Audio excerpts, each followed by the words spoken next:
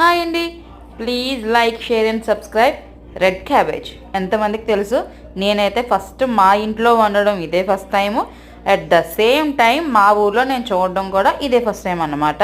So ఈరోజు ఈ 3 ingredients తోటి ఒక మంచి అద్భుతమైన కర్రీ ఒకటి చూపించబోతున్నాను, వచ్చేయండి. అంతకుముందు మనం ఒకటి మాట్లాడుకుందాము. ఏమంటే యూట్యూబ్ ఓపెన్ చేస్తే ఇప్పుడు వెనిలా గారి డైట్ పేరు మీద ఏదో వస్తుందండి. మొన్నటి వరకు ఆన్లైన్ గేమ్లన్నీ తినేశారు. నిన్న అలెక్క చిట్టి పికిల్స్ అది పోయింది. ఈరోజు వెనిలా గారి డైట్. ఎందుకండి ఉన్న విషయాన్ని, అయిపోయిన విషయాన్ని పదే పదే పదే పదే ట్రోల్ చేసి బతుకున్న మనుషుల్ని ఎందుకు ఇంకా ఇబ్బంది పెడుతున్నారు? ఆల్రెడీ ఎంతో బాధల్లో ఉన్నది మొత్తం ప్రస్తుతానికి అంతా. ఎవరి మట్టుకు వాళ్ళ ప్రాబ్లమ్స్ ఉంటాయండి.